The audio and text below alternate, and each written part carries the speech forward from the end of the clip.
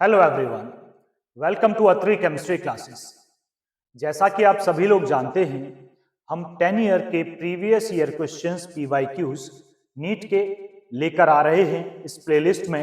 मतलब आपको separate playlist मिलेगी, नीट की अलग मिलेगी, सीबीएसई बोर्ड की अलग मिलेगी और जेई मेंस की अलग मिलेगी। तो आप उसी ढंग से प्लेलिस्ट पर जाइएगा और अपनी वीडियोस देख लीजिएगा। चैप्टर वाइज है, नीट और सीबीएसई बोर्ड वन शॉट में मिलेंगे आपको, चाहे कितनी भी बड़ी वीडियो हो। लेकिन नीट के ये संभव नहीं है, बहुत बड़ी वीडियो हो जाएगी कई घंटों की, इसलिए वो पार्ट्स में डिवाइडेड होंगे वो वीडियोस। तो नीट की है, यूनिट इलेक्ट्रोकेमिस्ट्री है, हम सेकेंड यूनिट 12th क्लास की ले रहे हैं। 10 ईयर ले रहे हैं, 2015, 14, 15 के बाद के उठाए गए हैं सारे क्वेश्चन 23 तक के। इस बीच एक कैंसिल हुआ था एग्जाम, तो उसका क्वेश्चन भी उठा लिया गया है। तो स्टार्ट करते हैं। न्यूमेरिकल आप खुद कीजिएगा, हमसे पहले वीडियो को रोक के क्वेश्चन करने की कोशिश कीजिएगा।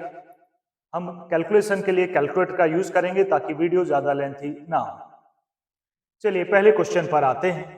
ये 23 में आया है, लगभग एक साल में एक क्वेश्चन तो इसमें से आता ही है, कई बार दो भी आ जाते हैं, ज्यादा संभावना इस बात की है कि दो आए। चलिए, द ई नॉट वैल्यूज, ये ई नॉट वैल्यूज गिवन है। एल सिंगल पॉजिटिव की एल में बदलने की टेंडेंसी प्लस दिखा रहा है, मतलब बहुत ज्यादा है। एल ट्रिपल पॉजिटिव की एल में बदलने की टेंडेंसी बहुत कम है, इसका मतलब है एल ट्रिपल पॉजिटिव एक स्टेबल आयन है। टीएल सिंगल पॉजिटिव की टीएल में बदलने की टेंडेंसी बहुत कम है, मतलब बदलना नहीं चाहता, तो टीएल सिंगल पॉजिटिव ज्यादा स्टेबल है। और टीएल है, ये भी भाई थैलियम है, टीएल ही मैं इसे बना देता हूं, आप इसे टीएल ही कंसिडर कीजिएगा। टीएल 3 पॉजिटिव की टीएल में बदलने की टेंडेंसी बहुत ज्यादा है, इसका मतलब 3 पॉजिटिव स्टेबल ऑक्सीडेशन स्टेट नहीं है। ये डाटा ये बताता है। वैसे ये P block group 13 oxidation state का क्वेश्चन भी है, ऐसे भी बोल सकते हैं आप इसे। जैसे ऊपर वाले एलिमेंट्स की ऑक्सीडेशन स्टेट +3 है और नीचे जो वाले की +1 है, इनर्ट पेयर इफेक्ट की वजह से कम हो जाती है। तो टीएल की +1 ज्यादा स्टेबल है, डाटा भी ये बता रहा है, और +3 स्टेबल बिल्कुल नहीं है।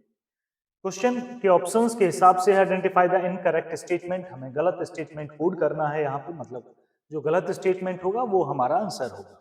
Al3 is more electropositive than thallium, ये पूरे ग्रुप में एल्यूमिनियम सबसे ज्यादा इलेक्ट्रोपॉजिटिव है, सबसे ज्यादा मेटेलिक कैरेक्टर रखता है ग्रुप 13 में एल्यूमिनियम। ये सही, मतलब करेक्ट ऑप्शन है ये, तो ये आंसर हमारा नहीं है। दूसरे पर चलते हैं। Tl3 positive is a good reducing agent than Tl1 positive.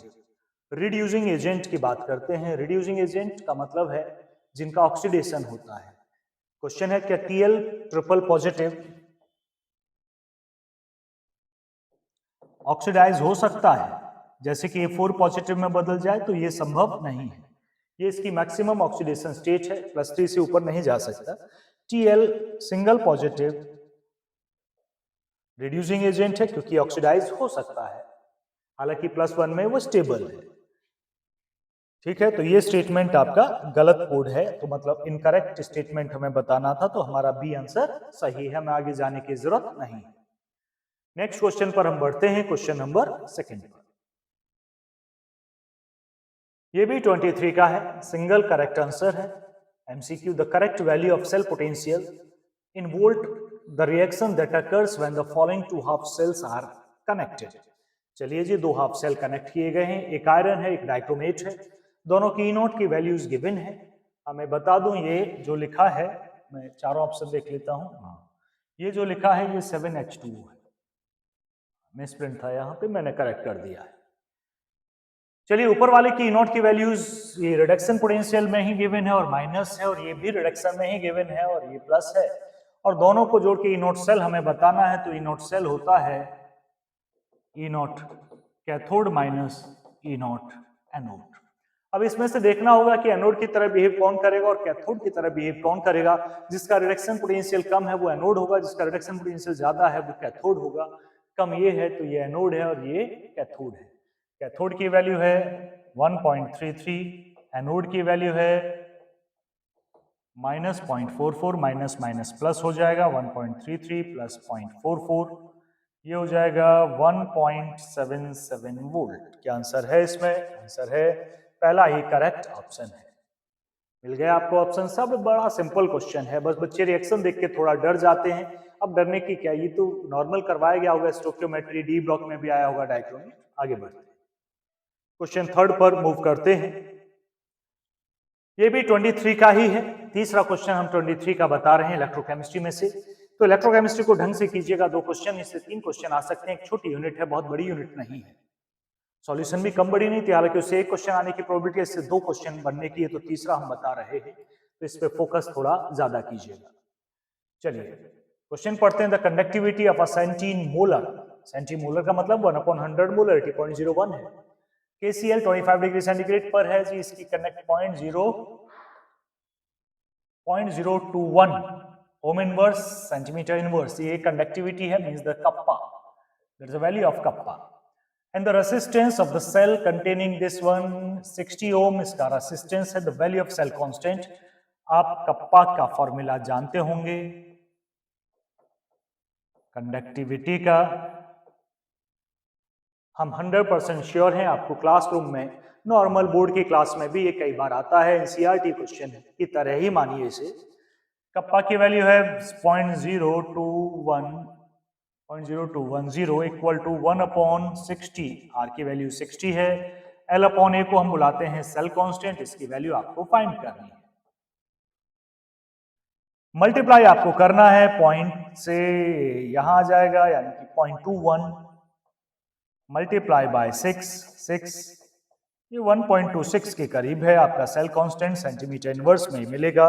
लीजिए आंसर भी आपके सामने है, बी ऑप्शन करेक्ट है। ऐसे क्वेश्चंस को हमसे पहले करने की कोशिश कीजिएगा ताकि आपका कॉन्फिडेंस थोड़ा कुछ बने। चलिए आगे बढ़ते हैं।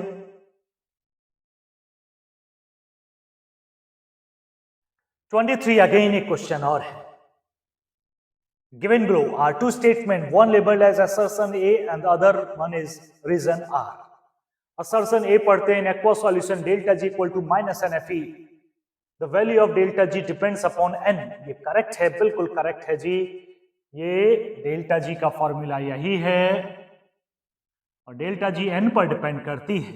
अब इसका रीजन मैं यही बताने की कोशिश करता हूं। इसका रीजन होगा delta G number of moles per depend करती है, ये एक एक्सटेंसिव प्रॉपर्टी है, जबकि ई सेल आपको एक इंटेंसिव प्रॉपर्टी है, वो अमाउंट पर डिपेंड नहीं करती, डेल्टा जी अमाउंट पर डिपेंड करती है। जब हमें क्वेश्चंस करने होते हैं थर्मोडायनेमिक्स के साथ तो हम एक्सटेंसिव प्रॉपर्टी में डील करते हैं, मोल्स पर डील करते हैं, तो हमें ई सेल को डेल्टा जी में बदलना होता है। ई सेल इज एन, देखो रीजन भी शायद नीचे लिखा है, E cell is an intensive property where delta G is extensive property. मैं यही बात कर रहा था, ये भी सही है, ये भी सही है और ये करेक्ट एक्सप्लेनेशन है, यानी कि दोनों सही और करेक्ट एक्सप्लेनेशन वाले पर टिक कर दीजिएगा आंख बंद करके। देखते हैं कौन सा ऑप्शन इसमें दिया गया है। Both A and R the true but R is not, ये गलत है, ये ऑप्शन नहीं, ये तो है ही नहीं, ये डी ऑप्शन करेक्ट है। Both A and R true and R is the correct explanation of A. Perfect था बिल्कुल, आपको एक रीजन भी पता चल गया। चलिए नेक्स्ट क्वेश्चन पर चलते हैं। 22 ईयर स्टार्ट होता है, 4 क्वेश्चंस हमें करने पड़े 23 के लिए। Standard electrode potential of the cell reaction given है, वैल्यू गिवन है इसमें ई सेल की, स्टैंडर्ड की ई नॉट की वैल्यू गिवन है, ये रही 1.1। निकालना क्या, हम देखते हैं स्टैंडर्ड गिब्स फ्री एनर्जी निकालना है, डेल्टा जी निकालना है। फॉर्मूला भी ऊपर वाले क्वेश्चन में आया था, minus n F E naught लगाएंगे, यहाँ स्टैंडर्ड की बात की गई है। माइनस एन की वैल्यू है जिंक, Zn 2 पॉजिटिव में बदला, 2 का चेंज है, एन की वैल्यू 2 है, दूसरे में भी 2 ही होगी। 2 एफ की वैल्यू बच्चे हम जनरली लेते हैं 96500, लेकिन यहाँ जो गिवन है वही आपको लेनी है, एक्यूरेट होती भी यही है, वैसे हम राउंड ऑफ कर देते हैं, ज्यादा आंसर पे फर्क नहीं पड़ता। तो 96487 हमने लिया है और जी हमें ए और चाहिए ई नॉट सेल की वैल्यू 1.1 है। अब तीनों को तब मल्टीप्लाई करोगे तो आपको आपका आंसर दिखाई देगा। पॉइंट शायद छोटा लगा है, मैं सही से लगा देता हूं, तो ये हो जाएगा -2.2 इंटू 96487। मैं अपनी कैलकुलेशन कैलकुलेटर से कर लेता हूं, आप भैया अपने आप करने की कोशिश करें ताकि वीडियो हमारी थोड़ी छोटी हो सके। इंटू 2.2, ये है 212.271 जूल में, तो किलो जूल में होगी 212.2। 212.2 देखते हैं कौन सा आंसर है, 212.2 ये रहा आंसर। सी ऑप्शन करेक्ट है। चलिए आगे बढ़ते हैं, नेक्स्ट क्वेश्चन पे हैं, ये भी 22 का ही है, हम सेकंड क्वेश्चन बता रहे हैं 22 ईयर वाला। द स्टेटमेंट इलेक्ट्रोड पोटेंशियल है, कॉपर का है, जिंक का है, आयरन का है, एजी का है प्लस 0.34, माइनस 76 जिंक का है, माइनस 0.4 आयरन का है और प्लस 0.8 सिल्वर का है। अगर मैं रिएक्टिविटी ऑर्डर में अरेंज करूं तो सबसे ज्यादा रिएक्टिव इसमें से होगा जिंक, Zn होगा, उसके बाद आइएगा आयरन आपको मिलेगा, जिंक आयरन आगे, उसके बाद आइएगा कॉपर और सबसे कम रिएक्टिव है Ag। Ag सबसे कम, जिंक सबसे ज्यादा, उसके बाद आयरन, उसके बाद कॉपर। चलिए, on the basis of the standard electrode potential predict which one of the following reaction can not occur, इनमें से कौन सी रिएक्शन नहीं हो सकती है। ध्यान दीजिएगा, ज्यादा रिएक्टिव मेटल कम रिएक्टिव मेटल को डिस्प्लेस कर सकती है, कम रिएक्टिव मेटल ज्यादा रिएक्टिव मेटल को डिस्प्लेस नहीं कर सकती है। चलिए ऑप्शंस पे आते हैं, चार ऑप्शंस आपके पास हैं, जिंक, कॉपर। ये जिंक यहां आएगा, कॉपर को डिस्प्लेस कर देगा, ये परफेक्ट है। Zinc is more reactive than copper, iron is more reactive than copper, ये भी डिस्प्लेस कर देगा। Zinc is more reactive than iron, ये भी डिस्प्लेस कर देगा। AG is less reactive than copper, ये डिस्प्लेस नहीं कर पाएगा, ये रिएक्शन नहीं होगी। डी ऑप्शन आपका करेक्ट मिला कि ये रिएक्शन नहीं है। चलिए नेक्स्ट क्वेश्चन पर बढ़ते हैं, 22 फिर से क्वेश्चन है, तीसरा क्वेश्चन है 22 का, यानी कि रिसेंटली ईयर्स में इससे क्वेश्चंस ज्यादा आ रहे हैं। Given below are the half reactions, एक एमएन की है, ठीक है, एमएन, अच्छा भाई ये देखो जरा, ये रिडक्शन में लिखी है और ये रिवर्स का है, ऑक्सीडेशन पोटेंशियल गिवन है भाई साहब। ऑक्सीडेशन पोटेंशियल देखो, एमएन डबल पॉजिटिव, MnO4 में 7 है, इसमें बदल रहा है, मतलब ऑक्सीडाइज हो रहा है तो ऑक्सीडेशन है। मैं इसे रिडक्शन पोटेंशियल में कैसे बदल सकता हूं, मैं इसे लिखूंगा MnO4 negative oblique Mn double positive, तो साइन बदल जाएगा, क्या आ जाएगा, प्लस 1.510 वोल्ट। ये है इसका रिडक्शन पोटेंशियल। हम वर्क रिडक्शन पोटेंशियल में करते हैं इसलिए उसमें वैल्यू होनी चाहिए। इसका देखते हैं, O2 0 है, यहाँ -2 है, कम हुआ रिडक्शन पोटेंशियल में, ये करेक्ट है। Will the permanganate ion liberate oxygen from the water in the presence of an acid? ये चेक करते हैं, यहीं से चेक कर लेते हैं। यानी कि ये कह रहा है कि MnO4 liberate oxygen from water, water से ऑक्सीजन रिलीज हो, यानी कि ये रिएक्शन ऐसे हो, इसका ऑक्सीडेशन होना चाहिए और इसका रिडक्शन। करके देखते हैं, मान लेते हैं इसका रिडक्शन होता है तो ये कैथोड होगा। मुझे तो E0 सेल निकालना है बस, E0 cathode minus E0 anode.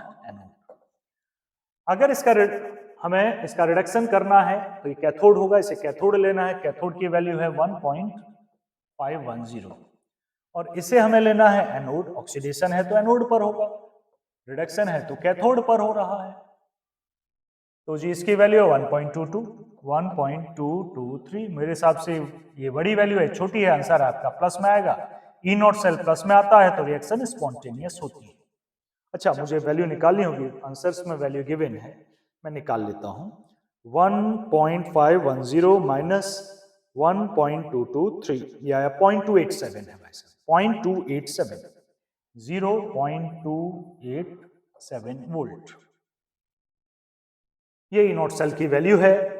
Yes, because E0 cell तो पहला आंसर ही है वैसे, अब जाने दूर की जमीन, यस रिएक्शन होगी, लिबरेट कर सकता है, because E0 cell is positive, E0 cell positive तो रिएक्शन स्पॉन्टेनियस है। तो ये था क्वेश्चन 22 का। एक और क्वेश्चन है, अच्छा क्वेश्चन है, रिएक्शन देख के डर मत जाइएगा, सही से देखिएगा, सही से एनालाइज करिएगा, बहुत बड़े टॉप क्वेश्चंस नहीं होते, एनसीईआरटी बेस्ड लेवल है नीट का।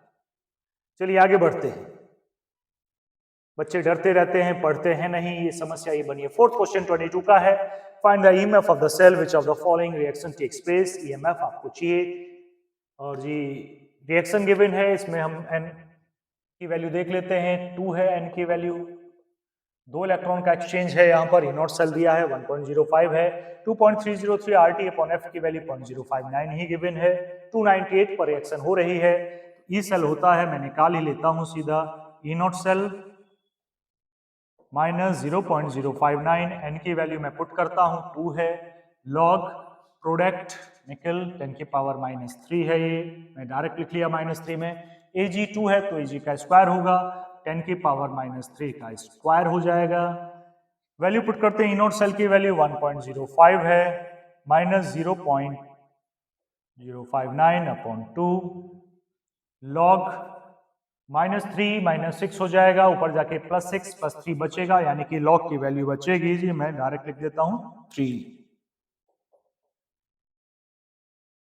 सीधा आ गया, इससे मैं डिवाइड कर लेता हूं, 0.02955 आ जाएगा, इंटू 3 करना है, फिर मुझे 1.05 से माइनस करना है।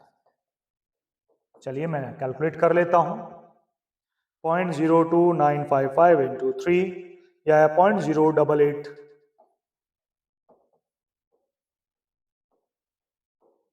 0.08865। आप 0.088 तक निकालें, मैं तो कैलकुलेटर इसलिए पूरा लिख दिया, इससे आंसर आ जाएगा आपका। और जी मैं इसे माइनस कर देता हूं 1.05 में से, 1.05 माइनस 0.088 0.96 के करीब है। लीजिए आंसर भी सामने ही है, सी ऑप्शन हमें करेक्ट लग रहा है, 0.9615। ये क्वेश्चन भी 22 से है, बड़ा ईएमएफ है, आप एनसीईआरटी में क्वेश्चन करते हो, हम बिल्कुल 100% कह सकते हैं आपके टीचर ने 10-12 क्वेश्चन ईएमएफ के करवाए होंगे। 4 तो एनसीईआरटी एक्सरसाइज ही देती है और 2-3 टेक्स्ट में और एग्जाम्पल दिए हुए हैं, 8 क्वेश्चन तो एनसीईआरटी देती है ईएमएफ के। सारी वैल्यूज उन्होंने दी है, पावर में दी है, ये भी वैल्यू दे दी है, 298 केल्विन लिखा हुआ है, फॉर्मूला हम उसी पे पढ़ाते हैं, एनसीईआरटी पूरे इस पे काम करती है। चलिए आगे बढ़ते हैं, नेक्स्ट क्वेश्चन पे, भी 22 का था। ईयर बदलेगा या नहीं? बदल तो गया है जी, 21। 2 साल में हम 8 क्वेश्चन आ चुके हैं। 21 का है, the molar conductance of NaCl HCl infinite dilution, ये गिवन है।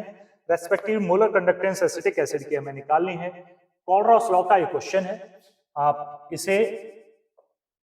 इसे जोड़िएगा, इसमें जोड़िएगा जी, HCl में जोड़िएगा और NaCl को माइनस कर दीजिएगा। चलिए CH3CONa कौन सा है? 91 है, प्लस HCl कौन सा है? 426 है, मैंने माइनस करना है, NaCl कितना है जी? 126.45। मैं ऐसे ही कोशिश करता हूं, 26 से 26 हटाओ, ये बचेगा 400, 300, 390 के करीब आएगा ये आंसर। देखते हैं कौन सा ऑप्शन है 390 का, लगभग लीजिए कितना आंसर है? 390.71, और कोई 390 में है ही नहीं, सीधा कोलरॉस लॉ का। और ये एनसीईआरटी एग्जाम्पल भी है, यही डाटा भी है, तो एनसीईआरटी से आ रहा है, आंसर भी दिया है उसमें, सबकी कॉपी में होगा, XYZ कोई भी बच्चा हो, कैसा भी हो, सबकी कॉपी में लिखा होगा। तो ऐसे क्वेश्चन नीट प्रोवाइड करता है, तो मैं तो खुश होना चाहिए, इसीलिए तो मेरिट हाई जाती है। ये थोड़ी है, नंबर ऑफ वैकेंसीज थोड़ी बढ़ रही हैं एमबीबीएस की, ज्यादा नहीं बढ़ रही हैं, जिस हिसाब से पॉपुलेशन बढ़ रही है, लेकिन बढ़ रही है। तो मेरिट हाई जाने का मतलब है कि पेपर इजी है। पेपर डिफिकल्ट हो तो मेरिट नीचे जाएगी, फिल्टर दोनों में ही होता है बच्चा मेरे हिसाब से, पर फिर भी डिफिकल्टी लेवल हाई रखना चाहिए, उससे क्या होगा, जेन्युइन बच्चा कैंडिडेट आपको मिल पाएगा। तो थोड़ा से का लेवल, थोड़ा नहीं थोड़ा ज्यादा बढ़ाना चाहिए, एक जेई मेंस से ऊपर से ले जाना चाहिए, कि जेई मेंस के बाद तो दूसरा भी है, एडवांस भी है, ठीक। तो लेकिन इक्वल तो होना ही चाहिए। अब हम देख रहे हैं कुछ सालों से कि बहुत डाउन चला गया है नीट का लेवल। 21 का क्वेश्चन है, फिर से 21 का है, द मोलर कंडक्टिविटी गिवन है, लैम्डा m की वैल्यू गिवन है, कितनी है जी? 20 है, साइमन सेंटीमीटर स्क्वायर में है। मोलरिटी भी गिवन है, डिसोसिएशन कांस्टेंट K की वैल्यू हमें निकालनी है, एसिड है तो Ka आप बुलाएंगे, और डेल्टा लैम्डा नॉट की वैल्यू गिवन है, एसिटेट आयन और H आयन की तो जोड़ देते हैं तो टोटल लैम्डा नॉट m आ जाएगा। एसिटिक एसिड का कितना हो गया? 350 और 50 400 हो गया। अल्फा हम निकाल लेते हैं, चूंकि हमें K तक पहुंचना है, अल्फा हो जाएगा लैम्डा m, मैं फॉर्मूला लिख देता हूं, हो सकता है आपको ना पता हो, lambda m upon lambda naught m, lambda m 20 upon 400 है, ये 1/20, यही रखिएगा 1/20, अल्फा इक्वल टू 1/20। हमें K तक पहुंचना है, K इक्वल टू होता है C alpha square upon 1 minus alpha, alpha मैं 1 के सामने अल्फा को नेग्लेक्ट करता हूं, वैसे भी बहुत कम है, तो C अल्फा स्क्वायर। C की वैल्यू कितनी है? 7 × 10, ये है, ये रही C की वैल्यू। पावर में मैं लिखूंगा तो क्या जाएगी? 7 × 10 की पावर -3, माफ कीजिएगा -3। अल्फा स्क्वायर, मुझे इसका अल्फा स्क्वायर करना होगा, 1/20, 1 का तो 1 ही हो जाएगा, स्क्वायर करूंगा तो ये 20 और हो जाएगा जी। 2 0 है, 10 की पावर 2 ऊपर जाके हो गया 10 की पावर -2, तो -5 हो गया और नीचे हो गया 4। 7 को 4 से डिवाइड कर दीजिएगा, आपका आंसर आ जाएगा 4 2 जा 8 होता है, तो 2 से कुछ कम होगा। 10 की पावर -5 है, तो 1.75 के करीब ये होना चाहिए। मैं एक बार कर लेता हूं, 7 डिवाइड बाय 4 1.75, वही मैं बोल रहा था। 10 की पावर -5 के 1.75, ओह ये नहीं है आंसर, 1.75 इंटू 10 की पावर -5, ये रहा आंसर, ये आंसर है आपका। इजी क्वेश्चन, फिर से एक इजी क्वेश्चन दिया गया है, ये भी एनसीईआरटी का है। एग्जाम्पल कई मिलेंगे आपको, एक्सरसाइज कई मिलेंगे, एनसीईआरटी से लेवल ऊपर नहीं उठ रहा है। आप देखिएगा किसी भी क्वेश्चन का लेवल एनसीईआरटी को छोड़कर नहीं जा रहा है, पकड़ रखा है उसने एनसीईआरटी को। ये क्वेश्चन है नीट 20 का है, चलो एक साल और कवर हुई, उससे 3 क्वेश्चन हमने किए। On electrolysis of dilute sulfuric acid using platinum electrode, the product obtained at anode will be, ये तो हद है। मतलब एनसीईआरटी में मतलब ये भी नहीं देख रहे कि कुछ क्वेश्चन बनाए। एनसीईआरटी का एक्सरसाइज का क्वेश्चन है, इसमें 4 इलेक्ट्रोलाइसिस दिए हैं, दूसरा ये दिया डाइल्यूट सल्फ्यूरिक एसिड, अभी देख लीजिए आप। प्लेटिनम इलेक्ट्रोड के साथ इलेक्ट्रोलाइसिस के प्रोडक्ट बताओ, ये तो एनोड पे होता है ना, एनोड पे बनता है ऑक्सीजन, कैथोड पे बनता है हाइड्रोजन, ये ऐसे रटा हुआ होता है। लीजिए ऑक्सीजन गैस, पहला ऑप्शन आपका सही है। लीजिए आप धुरंधर बन गए, हो गए आपका क्वेश्चन सिंपल, तो कुछ करने की जरूरत नहीं है। रिएक्शन लगी at anode at cathode, anode पर ऑक्सीजन बनेगी, कैथोड पर हाइड्रोजन बनती है। हद है, एक इजी लेवल की हद है। फिर कहते हैं पेपर का इतना मेरिट जा रही है, मेरिट कहां जा रही है जब तुम इतना आसान पेपर दे रहे हो। सब बच्चे एक जैसे कर रखे हैं आपने, ये डिफिकल्ट लेवल बनाओ इसका। फिर 20 का है other question on electrolysis of dilute sulphuric acid. अच्छा ये तो वही आ गया क्या? वही रिपीट हो गया मेरे हिसाब से, 2 बार आ गया, कोई बात नहीं, हटा देते हैं, पता तो चलेगी आपको। हाँ जी 19, for a cell involving 1 electron, ठीक है जी, ई नॉट सेल गिवन है, equilibrium constant for the cell KC आपको बताना है। सो डिफिकल्ट क्वेश्चन, ऐसा लग रहा बहुत पता नहीं क्या दे दिया, इक्विलिब्रियम कांस्टेंट, अरे भैया सीधा रिलेशन है, एनसीईआरटी छोड़ेगी नहीं। 19 का क्वेश्चन है, कभी से नहीं छोड़ रही है ये, फिर भी चलो इक्विलिब्रियम कांस्टेंट कुछ तो बच्चा सोचेगा। ठीक है जी, E not cell equal to 0.059 upon n log kc, ये फॉर्मूला है। ई नॉट सेल की वैल्यू 0.59 है, वेरी गुड, ये रही 0.59, लिख देते हैं 0.59, n की वैल्यू 1 है तो इसे इधर ले लो, ये हो जाएगा 0.059, 10 आ जाएगा भैया जी, 10 लॉग को इधर ले लो, anti log 10, anti log 10 equal to KC, anti log 10 की वैल्यू 10 की पावर 10, तो केसी इक्वल टू, मैं थोड़ा बदल लेता हूं, केसी इक्वल टू 10 की पावर 10, लीजिएगा answer solve, question solve. So difficult question, 10 की पावर 10 ही लीजिए, आंसर ऑप्शन बी आपका सही है, यही है ऑप्शन बी। तो नीट लेवल तो आपको ऐसे लगेगा कि इससे बच्चों का काम है, बोर्ड ज्यादा डिफिकल्ट है, ऐसा बोर्ड का पेपर भी ठीक ढंग से बनाए तो इससे ज्यादा डिफिकल्टी लेवल होता है। चलिए 19 का एक और क्वेश्चन है, for the cell reaction 2Fe triple positive plus 2I negative gives 2। देखिएगा यहाँ पे आपको ये फील हो सकता है कि बच्चे सोचते हैं सर एक इलेक्ट्रॉन का चेंज है, ऐसा नहीं, +3 से +2 एक का चेंज है, लेकिन एटम 2 है, n की वैल्यू यहाँ 2 ही है, इसके रेस्पेक्ट में भी 2 ही है, और ये रिएक्शन एग्जाम्पल में गिवन है इलेक्ट्रोकेमिस्ट्री। ई नॉट सेल की वैल्यू भी गिवन है, डेल्टा जी आपको निकालना, सो डिफिकल्ट ना, what a question, -NFE0 minus n की वैल्यू 2, f की वैल्यू भी गिवन है, सोचने तक का फुर्सत नहीं देते बच्चों को, सोच मत भाई, बस डिवाइड किए मल्टीप्लाई कर दो, और मल्टीप्लाई क्वेश्चन को कर दो और 4 नंबर ले लीजिए नीट में। पर कुछ तो ऐसे होते हैं मल्टीप्लाई भी नहीं हो पाती है उनसे। 2 × 96500 × 0.24 46320, अरे वाह, किलो जूल में गिवन भी है, आंसर भी मिल गया, ए आंसर। चलिए लेवल है ये नीट का लेवल, एनसीईआरटी क्वेश्चन दिया, एनसीईआरटी का एग्जाम्पल दिया, बार बार वही दे रहे, बाहर मतलब क्वेश्चन भी नहीं बना रहे, जी चलो बनाओ लेकिन क्वेश्चन का डाटा तो अलग दो। फिर ये 17 से है, in the electrochemical cell, cell given है, जिंक है 0.01 है zinc ion, copper ion 1m है, कॉपर है, ई सेल की वैल्यू E1 है, मैं इसकी वैल्यू निकालनी पड़ेगी मुझे, इसकी वैल्यू मैं निकालता हूं। कहां गया भाई? हाँ,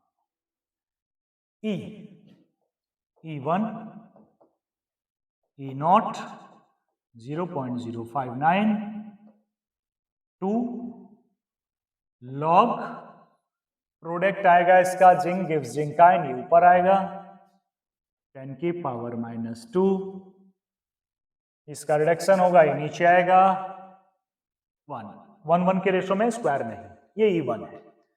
अब वो कह रहा है कि when the concentration of zinc sulfate is changed to 1m, अच्छा इसे चेंज करके कर दिया है जी 1m, ठीक है, चेंज टू 1m, ठीक है। और जी कॉपर सल्फेट को अच्छा बदल दिए हैं, कॉन्सेंट्रेशन एक्सचेंज किए 0.01m, तो E2 हो गया। और E2 को बताना होगा क्या रिलेशन है, चलो E2 भी यहां देखिए, E2 equal to E0 0.059 2 log, अब मुझे 1 ऊपर लिखना पड़ेगा और 10 की पावर -2 नीचे, 10 की पावर -2 जाके हो जाएगी +2, 10 की पावर log 10 की पावर +2 की वैल्यू 2, तो मैं इसे सॉल्व कर लेता हूं।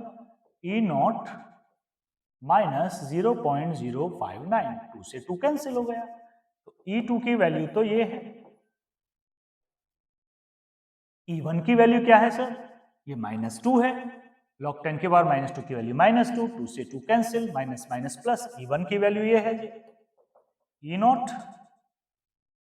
प्लस 0.059, किसकी वैल्यू बड़ी है जी? ये तो E1 की वैल्यू बड़ी है, E1 में प्लस हो रहा है, E2 में माइनस हो रहा है, तो E1 is greater than E2। ये तो पहला ऑप्शन सही नहीं है, E1 इज ग्रेटर हमें देखना है, E1 इज ग्रेटर, ये सेकंड ऑप्शन इसका करेक्ट है, E1 is greater than E2। चलो कुछ तो सोचोगे इसमें, मतलब थोड़ा सी सही। चलिए आगे बढ़ते हैं।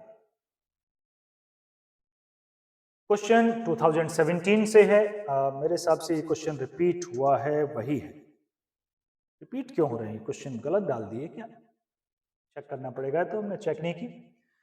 Zinc can be coated on iron to produce galvanized iron, but the reverse is not possible.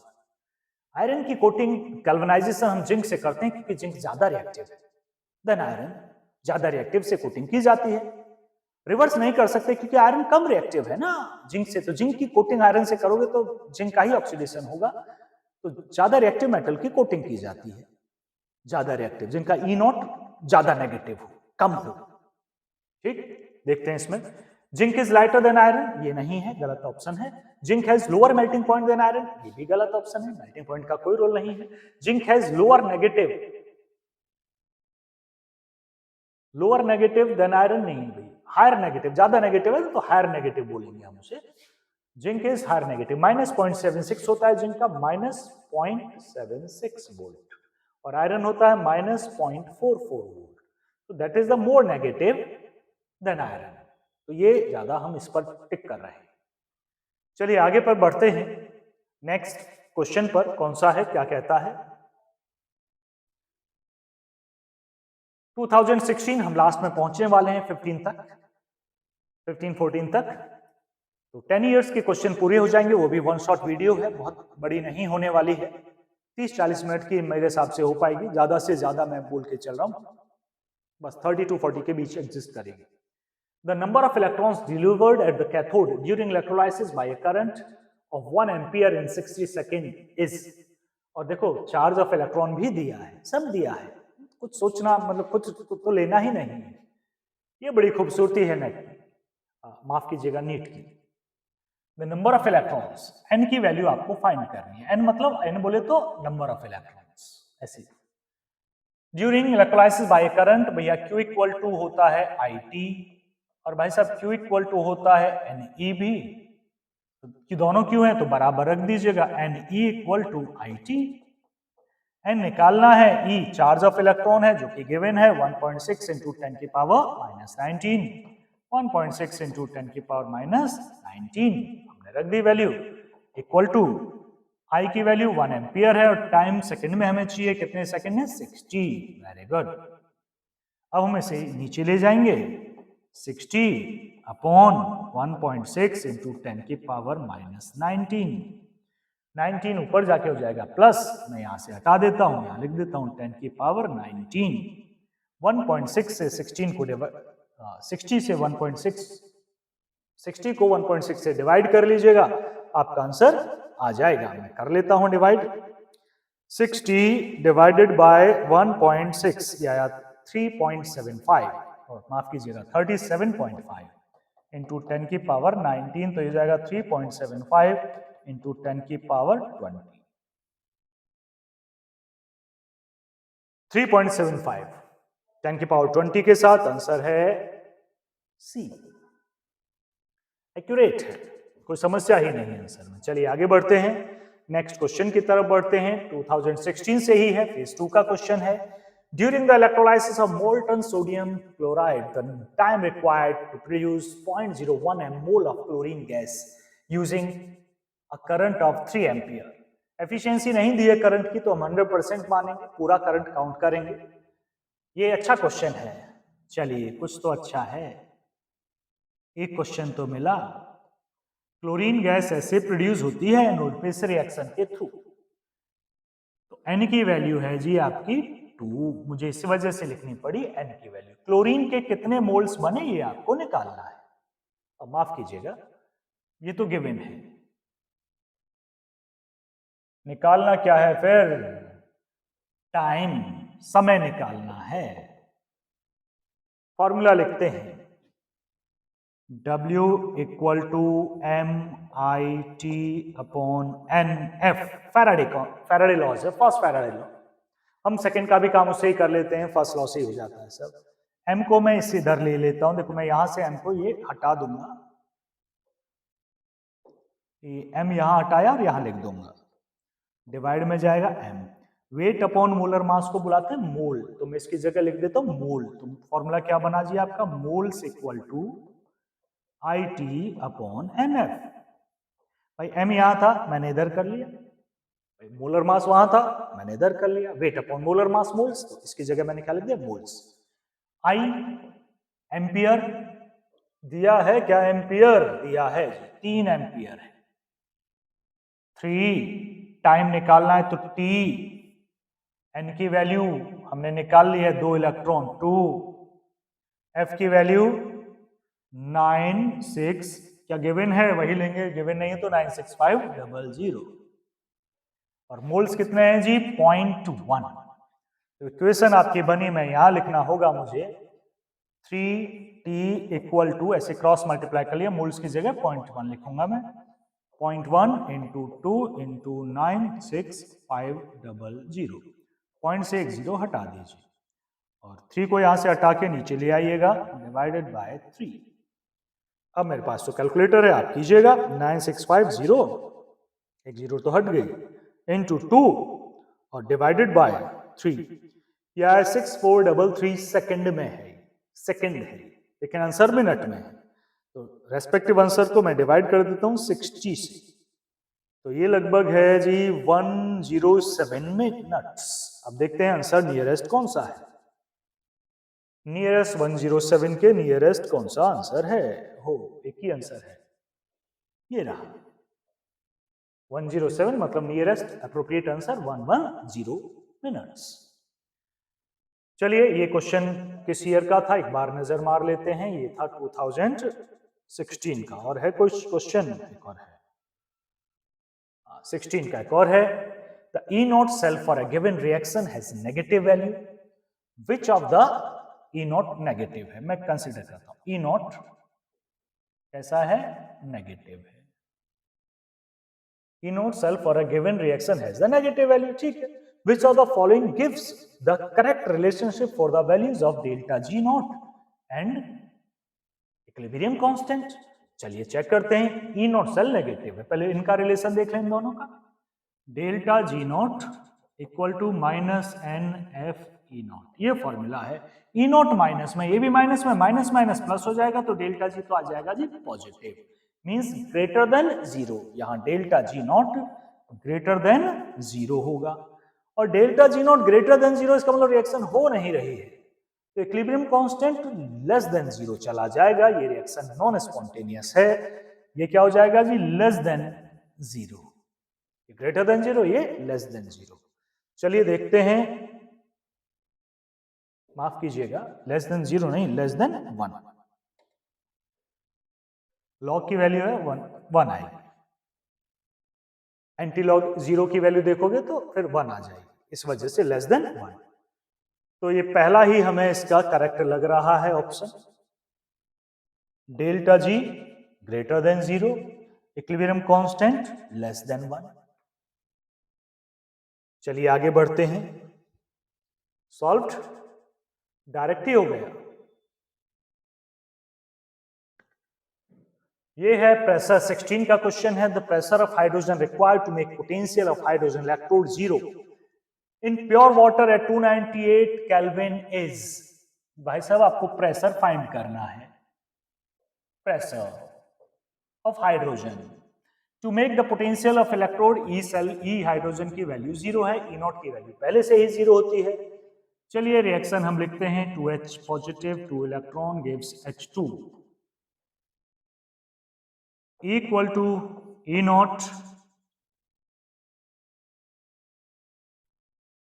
E nought minus 0.059 upon n log pressure of hydrogen, H2 है भाई साहब, और नीचे आएगा H पॉजिटिव का स्क्वायर, ये 0, ये भी 0, 0.059 n की वैल्यू मैं लिखता हूं भाई, n क्यों लिखूं, n की वैल्यू 2, लॉग प्रेशर मुझे निकालना है, hydrogen ion concentration pure water में होती है 10 की पावर -7, ये आयनिक प्रोडक्ट ऑफ वाटर से आई है, तो 10 की पावर -7 का स्क्वायर, स्क्वायर है ना, स्क्वायर। चलिए 0 है, ये तो 0 हट गया, ये इधर आएगा 2, ये मैं इसे डिवाइड कर लेता हूं, -0.02955 मैंने डिवाइड कर लिया, लॉग बाकी यही है ऊपर वाली चीज। अब मैं इसे इधर ले जाऊंगा, 0 डिवाइड बाय 0 ही आएगा, लॉग को इधर ले जाऊंगा, एंटी लॉग हो जाएगा, एंटी लॉग 0, और एंटी लॉग 0 की वैल्यू हो जाएगी वैसा 1, एंटी लॉग 0 इक्वल टू 1, तो 1 हो जाएगा। तो ये सारी चीज जो देख रहे हो मुझे यहां करना होगा, partial pressure of hydrogen upon 10 की पावर -14 हो जाएगा, इक्वल टू क्या जाएगा 1, तो partial pressure of hydrogen equal to 10 की पावर 14 -14 ATM। ये आंसर लग रहा है, बाकी हम चेक करते हैं, 10 की पावर -14 ATM, यही है आंसर, 10 की पावर -14 ATM। ये क्वेश्चन था, ये लगता है हमें लास्ट क्वेश्चन था इस सीरीज का, लास्ट क्वेश्चन था। तो ये हमने लिए प्रीवियस ईयर क्वेश्चंस इलेक्ट्रोकेमिस्ट्री के, आपने देखा कि कोई क्वेश्चन डिफिकल्ट नहीं है, लास्ट पुराने में तो एक दो लग रहा है कि हाँ कुछ अच्छा है, कुछ सोचना पड़ेगा, और शुरू के क्वेश्चंस में तो आपको बिल्कुल नहीं लगेगा, आपका एनसीईआरटी नॉर्मल बोर्ड लेवल पढ़ा है, उससे भी आसान लेवल दिया गया है। जैसे कोई स्कूल नई नई मान्यता मिली हो, उससे एफिलिएशन हुआ हो और नया स्कूल हो, वो जैसे पेपर बनाता है ना, नए बच्चे आते हैं चलो इजी पेपर बनाए, वैसा नीट पेपर बना रहा है, एनटीए ने वैसा हिसाब कर दिया है नीट एग्जामिनेशन के लिए। बहरहाल इससे 2 क्वेश्चन आने की संभावना बनती है इस चैप्टर से, तो इसे सही से पढ़ लेगा। सॉल्यूशन को एक सॉल्यूशन ऑलरेडी डिस्कस हो चुका है, इलेक्ट्रोकेमिस्ट्री इस वीडियो में डिस्कस हो गया, नेक्स्ट काइनेटिक्स होगा, पहले हम 12th की यूनिट्स लेंगे, फिर हम 11th की यूनिट्स लेंगे, प्रीवियस ईयर क्वेश्चंस आपको सेपरेट प्लेलिस्ट में दिखाई देंगे। इस वीडियो में इतना ही था, धन्यवाद।